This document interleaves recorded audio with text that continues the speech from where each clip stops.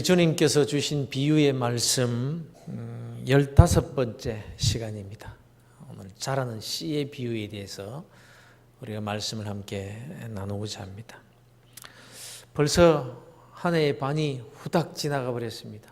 이제 또 후반기가 이렇게 시작이 되었는데 참 세월이 빠릅니다. 지난 반년도 하나님의 은혜로 살았습니다. 그러나 가만히 생각해 보면은 참으로 하나님께 죄송하고 사람들과 또 나 자신에게도 부끄러운 삶을 참 많이도 살아왔다는 것을 고백하지 않을 수가 없습니다. 좀 더 잘할 수 있었을 텐데, 좀 더 열심히 신앙생활을 했어야 했는데, 좀 더 참아야 했었는데, 좀 더 믿음대로 순종을 했더라면, 이런 마음을 우리가 다 가지게 되죠. 그런데 또 우리가 열심히 뛴다고 그렇게 뛰긴 했습니다만 뒤를 돌아보니까 몇 발자국 나아가지 못한 분도 계시고, 또 한참을 뛰기는 뛰었는데 제자리가 아니면 오히려 거꾸로 뛰어버린 그런 인생을 산 사람도 있을 거예요. 그래서 우리가 실력을 갖춘다는 것 혹은 또 열심히 일한다는 것, 이것이 중요한 것이 아니라는 것을 다시 한번 우리가 깨닫게 되는 거예요. 그게 중요한 것이 아니라는 거죠. 그래서 전도서의 말씀 그대로입니다. 내가 다시 해 아래에서 보니 빠른 경주들이라고 선착하는 것이 아니며 용사들이라고 전쟁에서 승리하는 것이 아니고 지혜자들이라고 음식물을 얻는 것도 아니며 명철자들이라고 재물을 얻는 것도 아니며 지식인들이라고 은총을 입는 것이 아니니. 이 말을 자세히 뜯어보면요, 이런 거예요. 빨리 열심히 뛴다고 빨리 가는 거 아니에요. 도장. 내가 힘이 있다고 전쟁에서 이기는 게 아니다. 그럼 우리 힘이라는 게 뭡니까? 힘을 얻기 위해서 그렇게 애를 쓰지 않아요. 남보다 더 빨리 가려고 우리가 애쓰지 않습니까? 그렇죠. 그리고 또 지혜, 지식 이런 걸 많이 가졌다고 음식물을 더 얻는 것도 아니고 재물을 더 얻는 것도 아니다. 그렇잖아요. 그럼 뭐냐 말이에요. 여러분, 그래서 우리가 말씀 앞에서 늘 겸비해야 되는, 겸손해야 된다는 것입니다. 자칫 잘못하면요, 열심히 산다고 하면서 부지런히 일해놓고도 헛수고할 수 있다. 이 점 때문입니다. 그래서 이제 더 나아가서 육신적으로 손해본 일도 많고 번 것도 없고 이루어 놓은 일도 없다라고 합시다. 그러나 사실 그런 것들은요, 순식간에 해결될 수 있습니다. 전능하신 하나님께서 손 한 번만 들어주시면 해결되는 거예요. 하나님께서 나를 향해서 고개 한 번만 끄덕여 주시기만 하면 내가 도무지 견딜 수 없는 그 어떤 홍해와 같은 문제라고 할지라도 문제가 될 수 없습니다. 말씀 한마디로 하늘을 지으시고 해와 달과 별을 창조하시고 만물을 지으셨으며 역사를 주관하시고 인간의 생사화복을 주관하시는 그 하나님, 그 하나님께서 역사하시면 문제가 문제일 수 없다라는 말씀입니다. 그런데 바로 그 전지전능하신 하나님이 누구시냐? 바로 우리 아버지시잖아요. 아버지. 그러니 사실 우리가 살면서 만나는 여러 가지 문제라는 것이 문제는 아닌 거예요. 우리가 정말 믿음이 있다면 아버지가 누군데? 적어도 하나님이 나의 아버지시라는 것을 믿는 자에게는 문제가 될 거 없는 거예요. 그것도 보통 아버지입니까? 보통 아버지가 아니잖아요. 나를 얼마나 사랑하시는 아버지신지 독생자 예수님을 십자가에 내주시기까지 하시면서 나를 자녀 삼아주신 분이시라 이 말이에요. 그래서 예수님께서 말씀하시기를 너희가 악한 자라고 할지라도 좋은 것으로 자식에게 줄 알지 않느냐. 하물며 하늘에 계신 너희 아버지가 어떤 아버지인데 구하는 대로 주시지 않겠느냐. 그것도 좋은 것으로.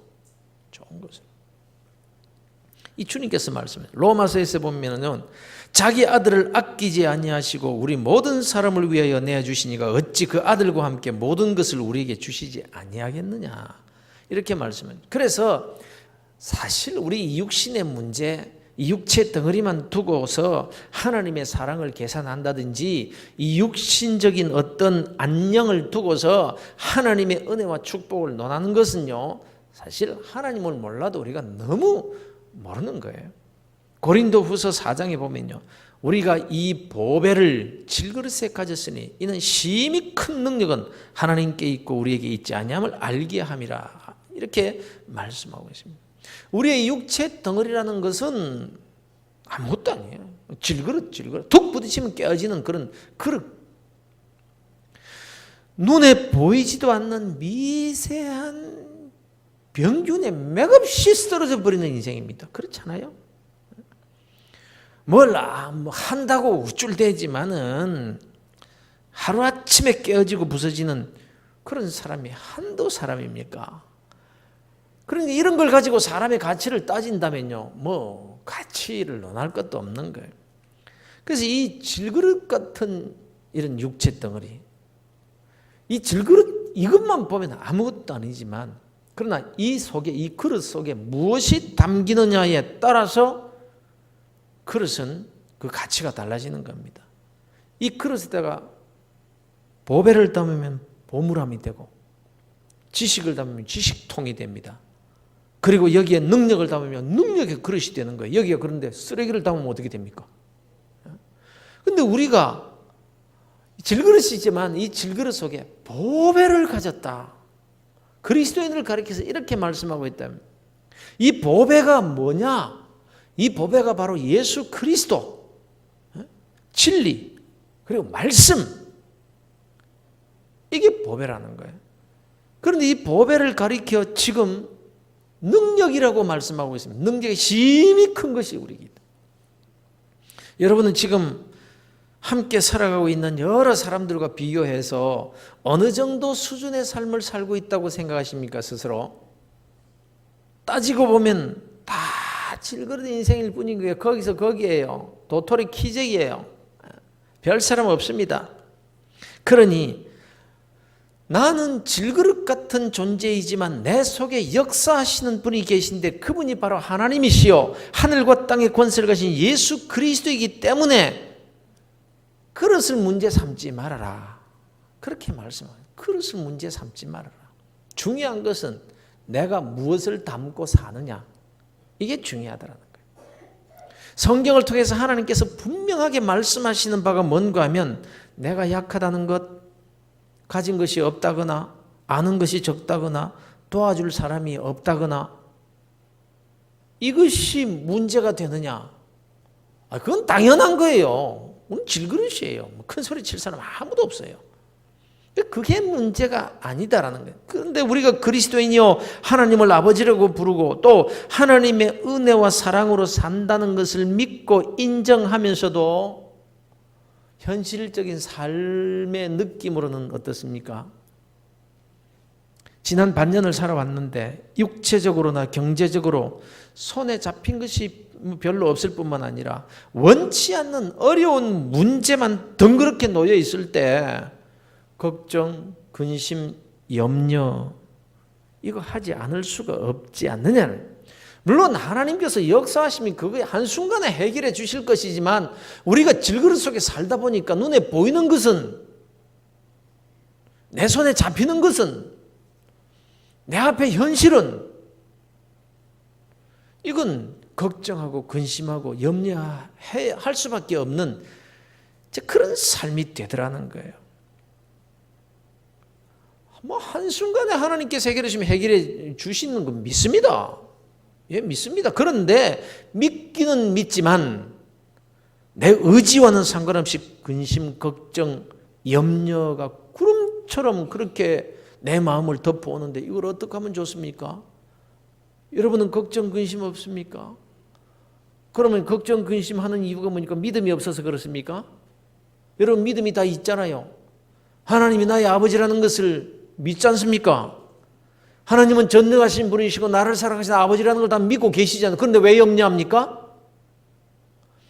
그러니까 믿음이 있다고 해서 염려하지 않고 아무런 걱정 근심 없이 사는 것이 아니거든요. 그런데 그건 어쩔 수 없다고 치고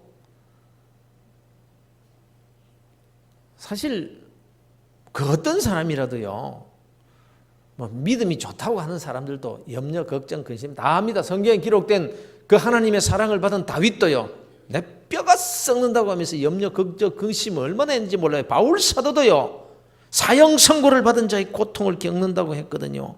그런데 그들의 믿음이 없어서 그랬던 건 아니지 않습니까?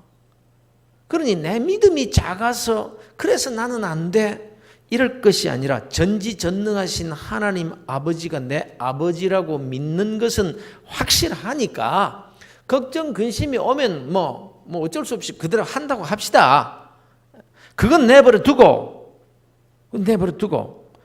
주님께서 원하시는 바에 우리의 관심을 보여보자 말이에요. 걱정 근심은 걱정 근심거리 있으면 그대로 하면서 하나님이 원하시는 것이 뭔가요? 염려 근심 안 하는 것도 하나님의 뜻이지만, 그러나 어쩔 수 없이 다윗도 염려했고 바울도 염려했으니까 하물며 나이겠느냐? 그럼 염려를 한다라고 하고, 그러나 그 대신 하나님께서 우리에게 원하시는 질그릇 속에 살면서 염려할 수밖에 없는 그런 삶을 살면서 우리에게 원하시는 것이 뭔가, 이걸 좀 살펴보자, 이런 말씀입니다. 그 어떤 부분인가 하면요, 지금까지 나의 이 질그릇 속에 무엇을 담아왔느냐, 무엇을 담고 살아가고 있었느냐 하는 이 점입니다. 이 문제에 관심을 가지고 이 문제에 충실하게 되면요, 육신적인 질그릇의 문제나 합력하여 선을 이루시는 하나님의 은혜로 완전히 바뀌어져 버리게 될 것입니다. 그래서 염려, 걱정, 그거는 내가 염려라 물러가라, 걱정아 물러가라 할 필요 없이 내 속에 능력을 담으면요, 문제가 없어지는 거예요. 육신적으로 손에 잡힌 것이 문제가 아니라 이 질그릇 속에 속된 것들로만 잔뜩 채워져 있다면 이게 문제가 된다라는 것입니다. 없다는 것, 잃었다는 것, 그거 지금 손해봤다는 것, 괜찮습니다. 지금 손에 잡은 것도 없고 이런 일도 없다고 해도 만일 나의 질그릇 속에 진리로 채워져 있다면 회복은 시간 문제다, 이거는 거예요. 사랑하는 성도는 그래서 여러분 너무 서두르지 마시기를 바랍니다. 빨리 뛴다고 빨리 도착하는 것은 아닙니다. 부지런히 일한다고 다 이룰 수 있는 것도 아닙니다. 시편 128편에 보면요, 중요한 것이 무엇인지를 가르쳐주고 있는데요, 복이 뭐냐? 우리 복 하는데 복이 뭡니까? 복이 돈입니까? 복이 뭐냐면 내가 내 손으로 일하고 일한 대로 먹을 수 있는 게 복이라고 그랬어요. 여호와를 경외하며 그의 길을 걷는 자마다 복이 있도다. 그런데 그 복이 어떤 복이냐? 내가 내 손이 수고한 대로 먹을 것이라 내가 복되고 형통하리로다. 내가 일하는 대로만 먹고 살아도요, 복이에요. 그게 세상을 보십시오. 자기 손으로 실컷 수고하고도 남 좋은 일만 시켜버리는 삶이 태반입니다.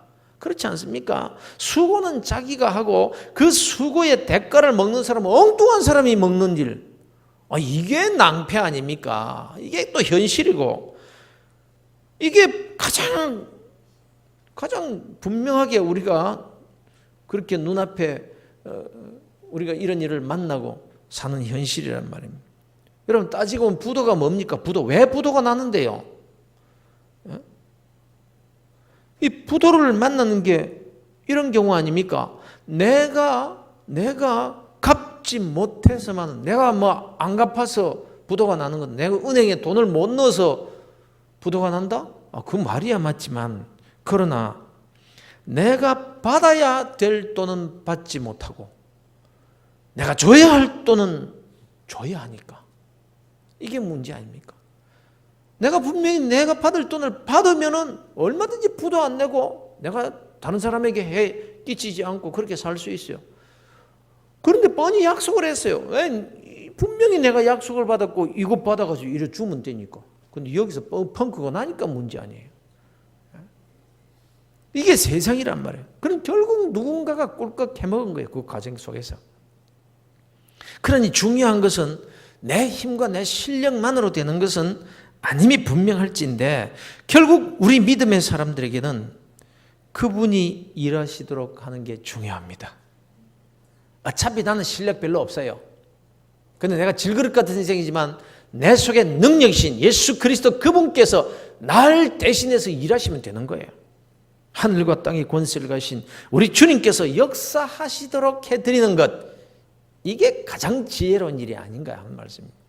지금 당장은 초라해 보여도 이 질그릇 속에 참된 능력을 가득 채워넣기만 하면, 언제든지 때가 되기만 하면 그 능력은 자연히 나타나게 될 것이라는 말입니다. 그러니 여러분, 이 여러분의 연약함에 상관없이 여러분이 가진 그 보잘것없는 질그릇이지만 그 질그릇 속에 그리스도의 능력을 채우는 일에 성공하는 성도들이 되시기를 주의 이름으로 축원합니다. 그렇다면 이 질그릇 속에 어떻게 그리스도의 능력을 채울 수 있겠는가 하는 점이 문제입니다.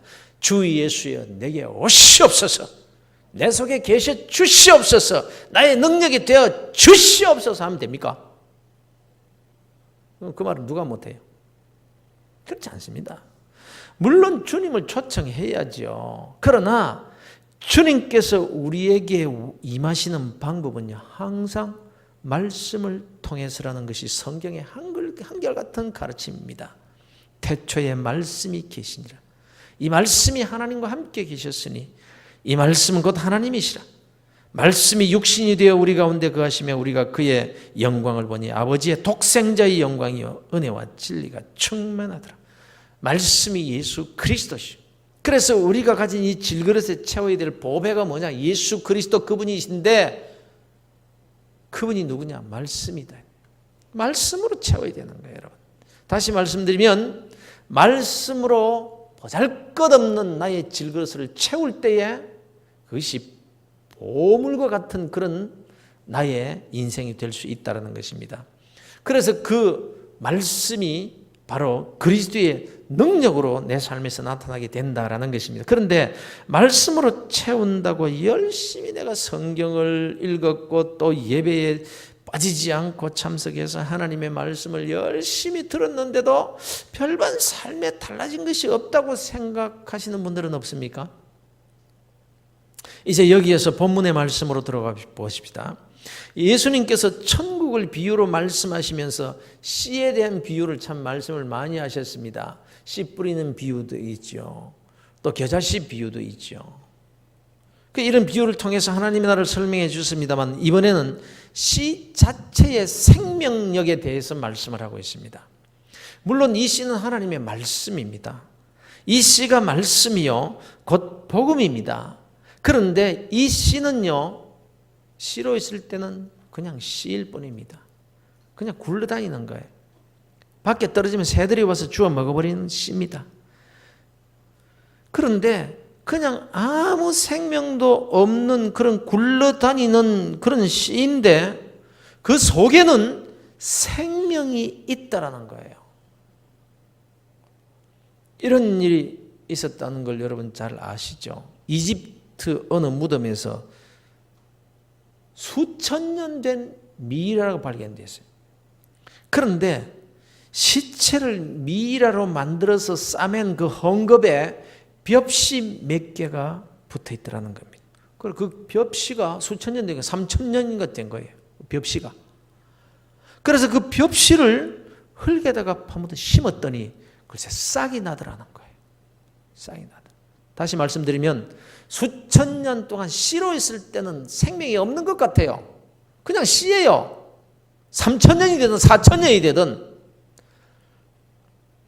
그래서 그 씨가 죽지 않고 그 속에 생명이 존재하고 있지만, 그러나 땅에 심지 않으면 아무런 생명이 보이지가 않아요. 이게 씨의 속성이지 않습니까? 그런가 하면요, 길바닥에 굴러다니면서 그렇게 막 씨가 뭐 바람에 날려다니는데 새가 와서 집어먹었어요. 그리고 날아다니다가 새가 똥을 쌉니다. 그런데 그 똥에 섞여 있던 씨앗이 땅에 떨어져서 싹이 나는 일 아시죠? 새가 주워 먹어서 새 창자 속에서 들어갔다가 배설물로 나와도 그 씨에는 죽지 않고 생명력이 있다라는 것입니다. 그것이 씨입니다. 지금 주님께서 말씀을 씨앗에 비유하고 있습니다. 말씀 그 자체에 생명력이 있다라는 말씀을 하시는 겁니다. 아니, 말씀은 글이 아니고 입에서 나와 흩어져 공기 파장을 일으키는 그런 발성만이 아니라 생명 그 자체라는 것입니다. 그래서 히브리서에서 말씀하시기를 하나님의 말씀은 살아있고 활력이 있어 좌우의 날선 어떤 건보다도 예리하여 혼과 영과 및 관절과 골수를 찔러 쪼개기까지 하며 또 마음의 생각과 뜻을 판단하나니 라고까지 말씀합니다. 근데 말이에요, 이 씨가 생명이요, 그 속에 생명이 들어있지만 흙 속에 뿌려지지 않으면, 심겨지지 않으면 씨 그대로 있을 뿐이라, 이 말씀입니다. 그 속에 생명은 있으되 싹이 나지 않습니다. 자라지 못하고 열매를 맺지 못합니다. 그냥 씨로만 굴러다닐 수밖에 없는 거예요. 그래서 씨는 뿌려야 하고 심어야 합니다. 그래야 생명이 나타나게 된다는 것입니다. 하나님의 말씀이 내 마음속에 뿌려져야 됩니다. 심겨져야 합니다. 아무리 풍성한 말씀이 전해지고 아무리 성경책이 내 책상 앞에 놓여있고 그 성경을 머리맡에 두고, 아니 성경을 머리에 베고 잔다고 할지라도 내 심령에 심겨지지 않으면요, 그냥 씨로 남아있을 뿐입니다. 말씀을 들었어요. 말씀이 씨가 되어서 내 속에 심겨져야 되는데 말씀의 씨로만 날아다니는 거예요. 10년을 교회 다녀도, 직분을 여러 개를 받아도. 그래서 말씀을 알기는 많이 아는 것 같은데 이게 심겨지지가 않아. 싹이 안 나요. 싹이 안 나. 혹시 내가 그런 상태는 아닌가? 이걸 살펴보아야 된다는 것입니다, 여러분. 그러므로 얼마나 교회 오래 다녔나 우리 이거 따지지 마십시다. 얼마나 말씀의 씨앗을 내 속에 많이 심어 놓았느냐, 이 질그릇 속에 정말 보배가 얼마나 담겨져 있는가, 이게 중요하다는 거예요. 우리 인생은 별 수 없는 존재입니다. 그야말로 죄인입니다. 그래서 가만히 내버려 두면요, 사람 안 됩니다. 요즘 무슨 교육학이다, 발달심이다, 뭐다 해서 젊은이들이 대학에서 배운 그 알량한 교육 철학과 교육학적 방법을 가지고 애들을 기른다고 잘난 척 하는데요. 천만의 말씀입니다. 프로이드의 심리학이나 에밀을 쓴 루소의 교육론이 중요한 게 아니에요. 이런 방법으로 과거보다 더 잘 교육을 시킨다고 하는데 요즘 똑똑한 사람들이 자기 자녀 그렇게 애지중지하면서 거금을 투자하면서 교육을 시키는데 왜? 과거보다 문제아들이 더 많아지는 겁니까? 기죽인다고 나무라지도 못하게 하고 잘못하는 것 뻔히 보고도 지 마음대로 하도록 내버려둬요. 그런데 그렇게 하는 것이 잘 키우는 것 같지만 천만의 말씀입니다. 늙어보세요. 그 아이 때문에 눈물 많이 흘릴 겁니다. 이렇게 말씀드리면 꼭 저를 이상하게 보는 젊은 부부들이 많아요. 요새 시대가 어떤 시대인데요. 그런데 여러분, 부모는요 자식을 다 사랑합니다. 이건 천륜입니다. 자기 자식 사랑하지 않는 부모가 세상에 어디 있겠습니까? 다만 아이를 사랑으로 기른다고 할 때에 정말 어떻게 기르고 어떻게 교육시키는 것이 진짜 자식을 사랑하는 거냐, 이 부분에서는 우리 그리스도인으로서는 생각을 해봐야 되는 거예요. 가치관이 다 다를 수 있어요. 교육도. 즉 사회교육학적 이론 방법론을 따라서 교육시킬 것인가, 아니면 하나님의 말씀에 입각한 교육 방법을 택할 것인가, 여기에 내 자식의 남은 인생이 그 장래가 결정되고 만다는 것입니다. 자녀의 교육에 관한 자문에 관한 기록 말씀 몇 가지 보십시다. 요즘 교육학과 어떻게 다른지 보세요. 이거 하나님의 말씀입니다. 내 말이 아닙니다. 매를 아끼는 자는 그의 자식을 미워함이라. 자식을 사랑하는 자는 근실히 징계하느니라. 아이의 마음에는 미라는 것이 얽혔으니 징계하는 채찍이 이를 멀리 쫓아내리라. 아이를 훈계하지 아니하려고 하지 말라. 채찍으로 그를 때릴지라도 그가 죽지 아니하리라. 네가 그를 채찍으로 때리면 그의 영혼을 수월에서 구원하리라. 채찍과 꾸지람이 지혜를 주거늘 임의로 행하게 버려둔 자식은 아이를 욕되게 하느니라. 네 자식을 징계하라. 그리하면 그가 너를 평안하게 하겠고 또 내 마음에 기쁨을 주리라. 막 그만합시다. 막.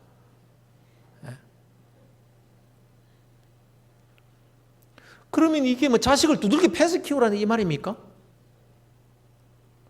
자식을 소유물로 생각하면 안 되지요. 그건 성경이 철저히 금하는 일입니다. 자식은 내 소유물이 아니라 하나님께서 내게 맡겨주신 하나님의 사람이요, 나는 양육자에 불과한 거예요. 저는 이런 점에서 참 후회가 많이 됩니다. 자녀를 기르되 정말 하나님을 공경하는 그런 마음으로 기르지 못한 점이 참 후회가 많이 되는 거예요. 자식을 매로 훈계할 일이 있었을 때에 하나님을 공경하고 경외하는 태도로 그렇게 매를 때리지 못한 것이 참 후회스럽다 이 말이에요.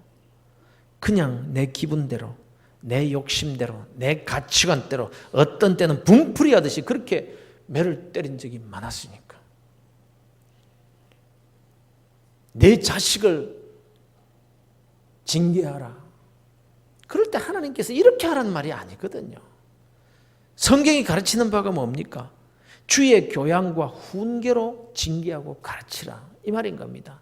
말씀을 그 마음에 새겨주기 위해서 애쓰라는 거예요. 말씀 밖으로 가려는 아이를 때려서라도 말씀 안에 살도록 훈련을 시켜야 그게 자식 사랑이라는 거예요. 아이들만 그런 게 아닙니다. 예로 든 것뿐입니다. 우리 모든 인간은요, 가만히 내버려두면 죄짓게 되어 있습니다. 왜냐하면요, 그 속에 죄의 씨가 있기 때문에 그래요. 죄의 씨가 있기 때문에. 뭐 그런 말 많이 하지 않습니까? 부부가 오래 살다가 한쪽이 이제 배신을 한 거예요. 바람을 피우거나 무슨 뭐 엉뚱한 일을 저질렀습니다. 그때 그런데 뭐라고 합니까? 저 사람이 그럴 줄 몰랐다. 정말 당신이 그럴 줄 몰랐다. 이런 말들을 합니다. 그러니까 배신감 때문에 참지를 못합니다. 그리고 자기 스스로도 나도 내가 그럴 줄 몰랐다 이럽니다. 그런데 이건 사실 인간을 몰라서 그런 말 하는 거예요. 수년 동안 괜찮았어요. 정말 괜찮은 사람이에요. 자신도 스스로 자신에 대해서 문제가 있다고 내가 그럴 거라고 생각하지 않았습니다. 그런데 이걸 모른 거예요. 즉 자기 속에 죄에 쓴 씨가 남아있다는 걸 모르는 거예요. 사람들이. 이걸 가볍게 여기는 거예요. 그 씨가 씨로 있을 때는 문제가 없었어요. 씨로 남아있으니까 문제가 없었어요. 그런데 괜찮다고 가만히 수년, 한 10수년을 살았는데 이 씨가 어떤 경우에 이게 속에서 자라게 될 때 문제가 되는 거예요. 그러니 그게 싹이 났다면 당장 문제가 되는 건 아니거든요. 자기도 몰라요. 싹이 서서히 자라고 있다는 것도 몰라요. 그래서 어느 틈에 자라서 죄의 열매를 딱 맺었는데 그때서야 당신이 정말 그런 인간인 줄 몰랐다.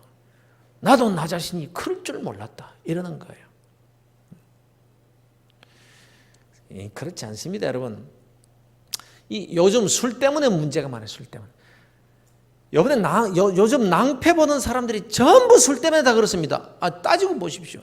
요즘 야구 선수, 미국에 간 유명한 야구 선수가 엉뚱한 짓을 해가지고 또 야단이 나는데 그것도 또는 또 KT의 야구 선수 아주 홈런 타자인데 지금 또 성추행 때문에 이 사람 왜 그럽니까? 다 술 때문에 그렇습니다. 술 때문에.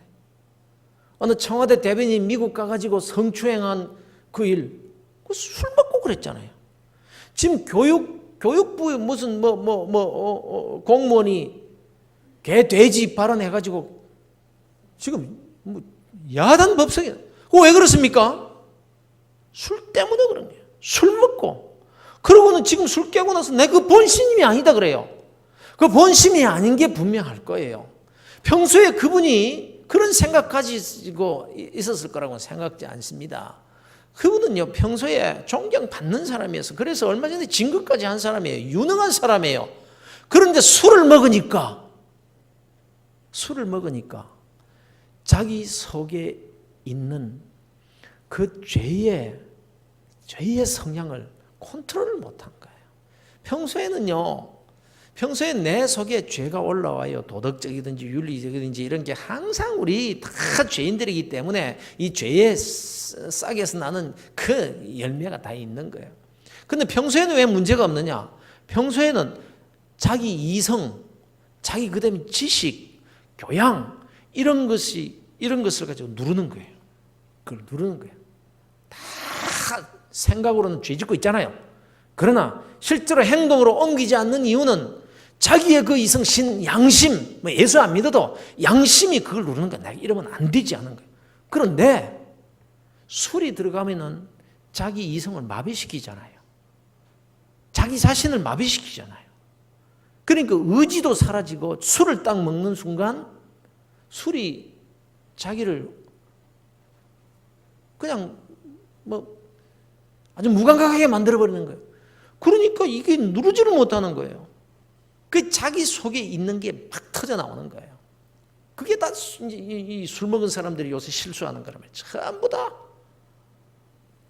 자기도 그럴 줄 모르. 내 본심이 아닙니다. 평소에는 자기가 절대로 그런 생각을 안 했다고 생각하지만, 그러나 자기도 모르는 그 죄의 싹이 벌써 자라고 있었다는 걸 자기도 까마득히 모르는데 술로 그걸 딱 맞고 그걸 걷고 나니까 본심이 나오는 거란 말이에요. 마찬가지입니다. 씨는요, 처음에는 몰라요.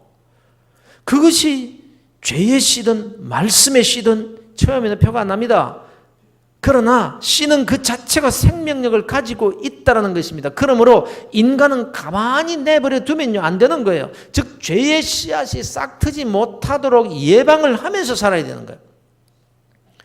예방은 못할 망정 술로 그나마 자기 양심으로 이 죄의 싹이 나지 못하도록 누르고 있는, 그걸 술 먹고 그냥 그것까지 없애버리니까 문제가 되는 거예요. 술 먹는다고 죄입니까? 술이 죄가 드러나도록 만드는 게 문제죠. 그래서 술은 쳐다도 보지 말라고 성경이 말하는 거예요.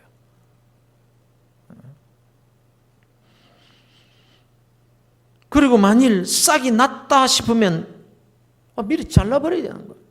할 수만 있으면 빨리 자라지 못하도록 조치를 취해야 되는 것이 빠를수록 좋은 거예요. 어쩌다가 시기를 놓쳐서 나무가 되어서 열매를 맺으려고 할 때가 되었다고 할지라도 그 죄의 나뭇가지를 열매 맺기 전에, 그 열매가 나타나서 내 삶을 파괴하기 전에 잘라버려야 됩니다. 그때 자르면 돼요. 그런데 그때 가지를 자르고 그 열매를 제거하는 데는 고통이 많이 따릅니다. 그 가지를 잘라내는 데는요, 굉장히 아픔을 많이 느낄 거예요. 희생이 따르게 됩니다. 그래도 잘라내야 하고 아파도 참아야 됩니다. 죄의 열매를 맺는 것보다는 나으니까 말입니다.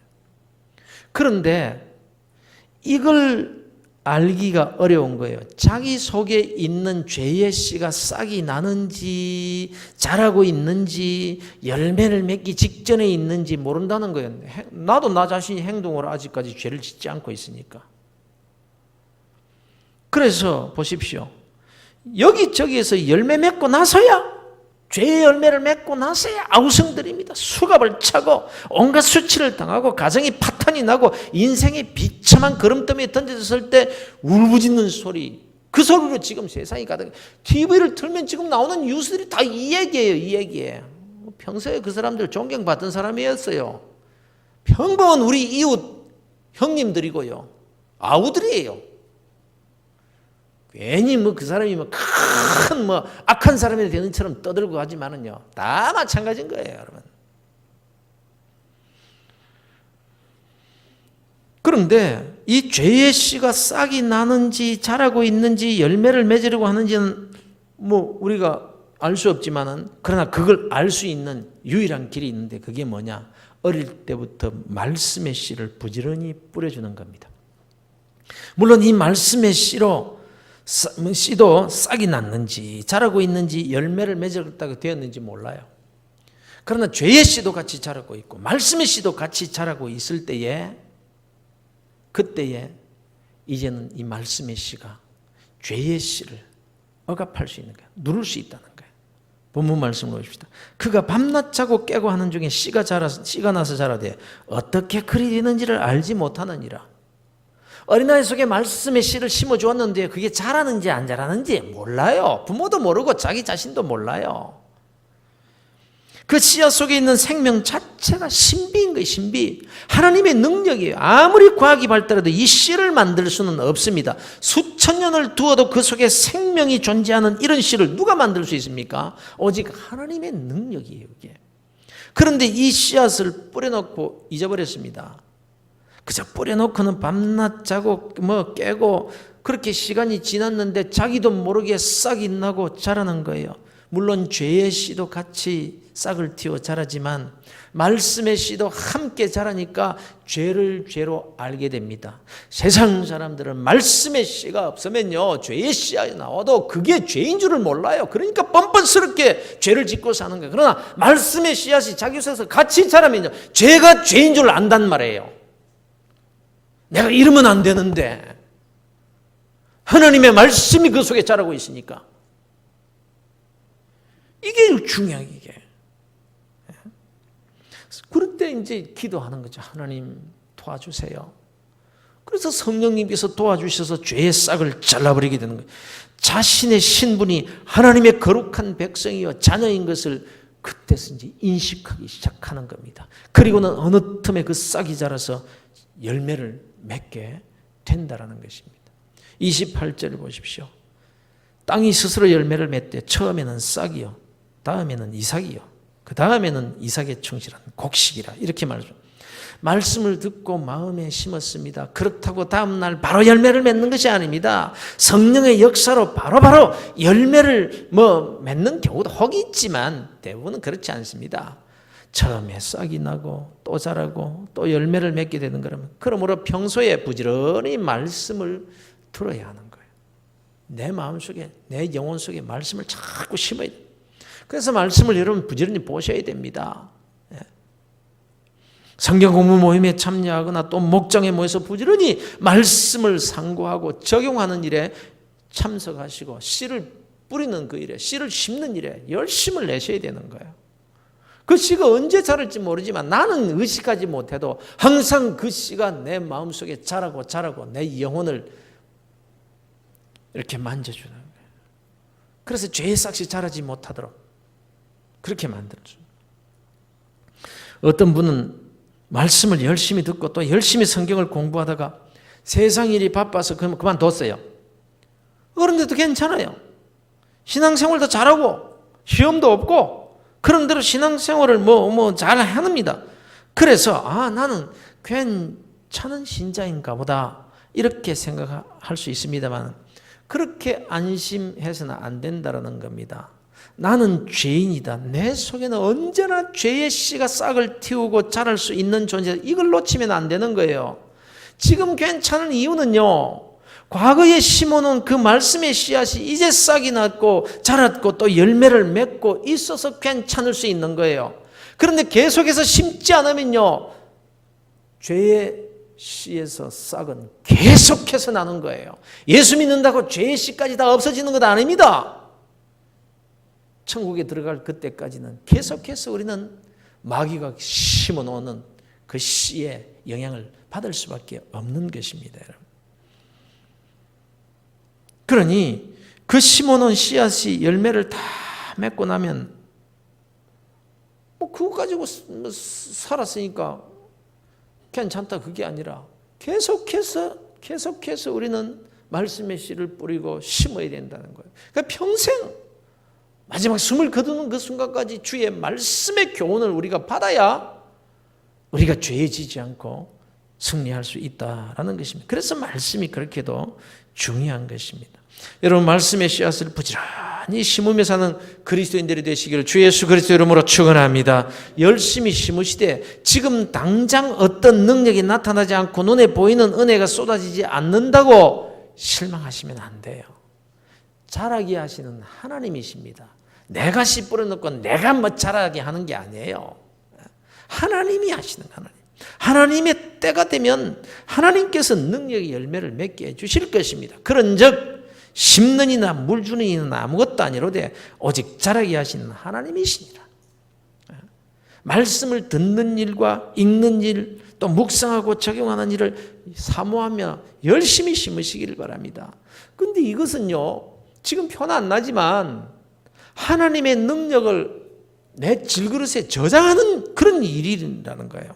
때가 되면 하늘과 땅의 권세를 가진 그리스도의 능력으로 나타날 줄로 믿으시길 바랍니다. 부지런히 심으면 돼요.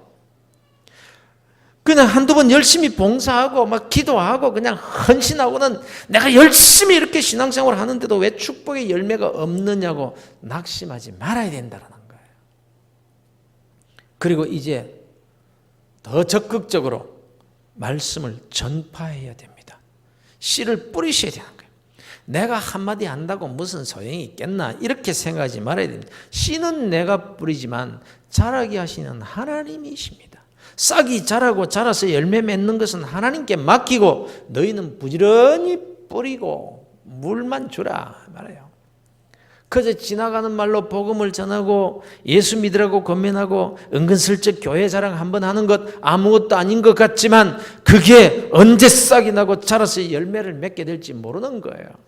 다만 이 복음의 씨는 뿌리기 전까지는 그냥 씨로 있을 뿐입니다. 이걸 기억하셔야 됩니다. 우리는요, 하나님께로부터 이 말씀의 씨, 복음의 씨를 다 받아 있어요. 다 가지고 있습니다. 그런데 가지고 있으면 씨로만 남아있지 아무런 소용이 없는 거예요.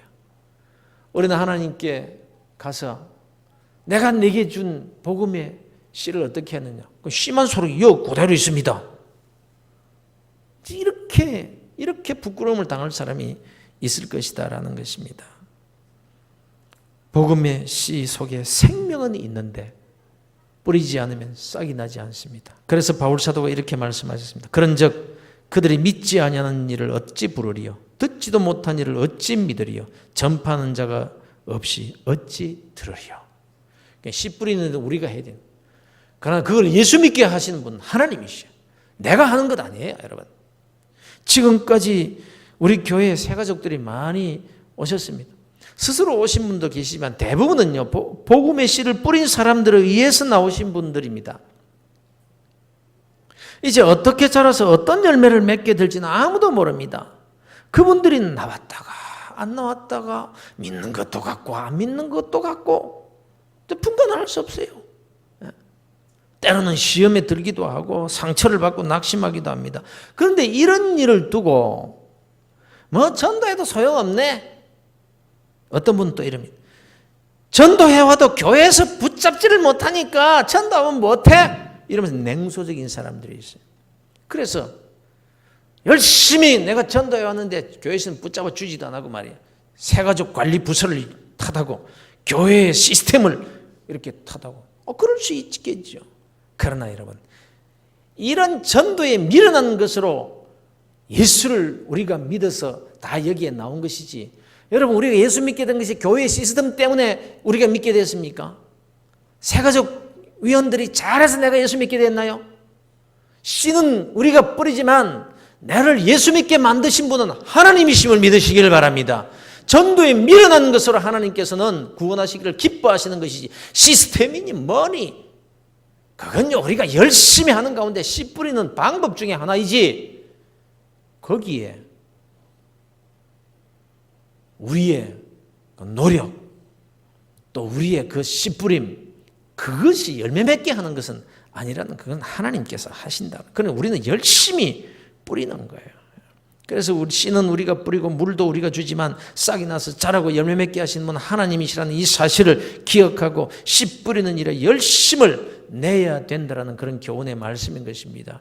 내 속에 씨를 뿌리는 일, 말씀을 듣고 읽고 또 묵상하고 목장에 참여해서 내 삶에 적용하는 일을 부지런히 해야 된다는 말씀이고 또 다른 사람의 영혼에 씨를 뿌리는 일을 그 복음을 전하고 예수를 자랑하고 삶을 간증하는 이 일을 부지런히 해야 된다 이 말씀입니다. 29절 말씀을 함께 읽겠습니다. 29절입니다. 열매가 익으면 곧 낫을 대나니 이는 추수 때가 이르렀음이라. 열매가 익으면 아무런 생명도 없는 것 같았던 그 말씀의 씨앗이 열매를 맺어서 주님께서 추수의 낫을 댈 때가 온다라는 것입니다. 그때 그 말씀의 씨가 능력이 되어서 나타나게 될 것이고 여러분의 창고와 포도즙 틀이 차고 넘치는 그런 축복이 여러분의 삶에 나타나게 될 것이다 라는 것입니다. 여러분 기억하십시오. 지금 우리 이 질그릇 같은 내 속에 말씀의 씨앗이 얼마나 뿌려졌으며 지금 싹이 나고 있는지 열매 맺기 직전에 있는지 우린 잘 모르지만 그러나 하나님께서 날마다 추수 때로 가시면서 그렇게 축복의 그 놀라운 창고에 정말 하나님께서 주시는 그 축복의 열매로 가득 찬 그런 삶을 살게 되면 얼마나 좋겠습니까? 그러니까 그것은 한순간에 열심히 봉사한다고 그런 일이 일어나는 것이 아니라 평소에 씨를 열심히 심으면 나도 모르는 사이에 우리 주님께서 추수 때 낫을 댈 날이 올 것이라는 것을 생각하시고 열심히 내 속에도 뿌리고 또 다른 영혼에도 뿌리고 이 뿌리는 일에 열심을 내는 복된 그리스도인들 다 되시기를 주 예수 그리스도 이름으로 축원합니다.